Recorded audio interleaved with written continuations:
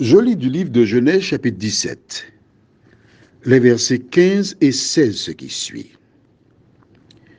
Dieu dit à Abraham, tu ne donneras plus à Saraï, ta femme, le nom de Saraï, mais son nom sera Sarah. Je la bénirai et je te donnerai d'elle un fils. Je la bénirai et elle deviendra des nations, des rois, de peuples sortiront d'elle. Prions. Notre Seigneur et notre Dieu,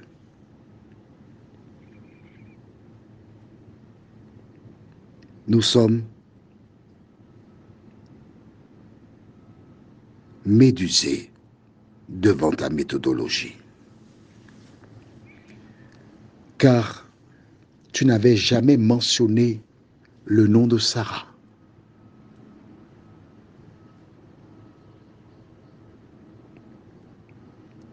Alors que nous approfondirons ces versets, que ton esprit nous aide à mieux comprendre et à avancer dans la connaissance de la vérité, nous t'en prions. Au nom de Jésus et pour ta gloire éternelle. Amen. Rappelle-toi, quand Dieu s'adressa à Abraham dans un premier temps, parce qu'après, il a changé son nom de Abraham à Abraham. Son épouse était Saraï, il a changé en Sarah. Dieu lui a dit, tu deviendras le père de multitudes de nations. En clair, tu auras des enfants. Il n'a pas mentionné avec qui. Mais tous nous savons que c'est avec une femme. Quand il est parti à l'âge de 75 ans, Saraï n'avait pas encore enfanté, donc elle était stérile.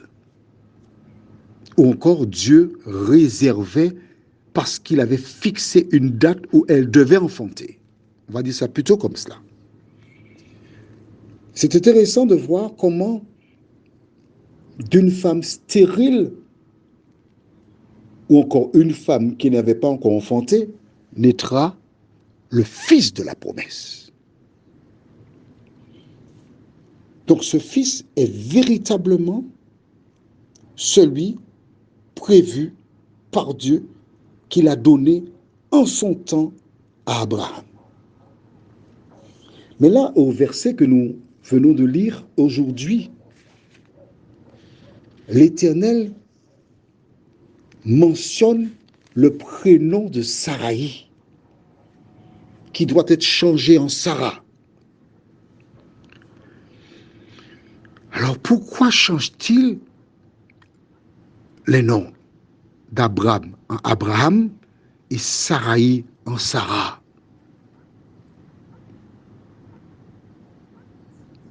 Quelle est l'importance? Déjà, à travers ce changement de nom, Dieu voulait nous inculquer à nous. Quand Jésus pénètre dans nos vies, que nous ne sommes pas la même personne, nous sommes une nouvelle créature. Nous sommes une nouvelle créature. Il y a un changement qui s'opère. L'important, ce n'est pas le nom à changer, mais c'est la personne qui doit changer. Mais Dieu l'a fait une promesse, ô combien importante. Il lui dit, il mentionne, et c'est pour la première fois qu'il mentionne, il dit, je la bénirai et je te donnerai d'elle un fils. Pas des fils, mais un fils, un seul fils que je te donnerai de Saraï, devenue Sarah. Combien de femmes a-t-elle eu, Sarah? Un seul enfant. Isaac. Pourquoi Dieu a-t-il donné qu'un seul enfant à Isaac? Et Jacob a eu 12 fils. Pourquoi il n'a pas donné 2 enfants à Abraham? Ce sont des questions qu'on pourrait légitimement se poser. Mais quand on connaît l'histoire d'Abraham sur le mont Morija, on sait pourquoi. Abraham représente lui. C'est une image. Une image de l'amour de Dieu. Nous verrons cela ultérieurement. Mais il est une image de l'amour de Dieu. Et quand Dieu fait une promesse, je vais retourner avec toi dans le livre de Nombres. Dieu a dit à cet homme, Balaam, de ne pas y aller. Les gens rapportent à Balaam et disent, Balaam n'a pas voulu venir. Alors que l'homme Balaam avait dit clairement à ces personnes, allez dans votre pays car l'Éternel refuse de me laisser aller avec vous. Mais l'Éternel n'est pas important. L'Éternel ne compte pas. Il donne comme rapport à Balak, Balaam n'a pas voulu venir. Et l'important, c'est l'Éternel. C'est le tout. Que fait Balak? Dans Nombre 22, versets 15 et suivants, Balak envoya de nouveau des chefs en plus grand nombre et plus considérés que les précédents. Ils arrivèrent auprès de Balaam et lui dirent, ainsi parle Balak, fils de Tsippor, que l'on ne t'empêche donc pas de venir vers moi, car je te rendrai beaucoup d'honneur et je ferai tout ce que tu me diras. Viens, je te prie, maudis-moi ce peuple. Balaam répondit et dit aux serviteurs de Balak, quand Balak me donnerait sa maison pleine d'argent et d'or, je ne pourrais faire aucune chose, ni petite ni grande, contre l'ordre de l'Éternel mon Dieu. Maintenant, je vous prie, restez ici cette nuit, et je saurai ce que l'Éternel me dira encore. Dieu vint à Balaam pendant la nuit et lui dit, puisque ces hommes sont venus pour t'appeler, lève-toi, va avec eux, mais tu feras ce que je te dirai. Balaam se leva le matin, sella son âne et partit avec les chefs de Moab. Question, est-ce que Balaam devait partir avec eux? Oui ou non? La réponse est non. Parce que l'Éternel ne change pas. L'Éternel avait déjà dit une première fois, ne pars pas.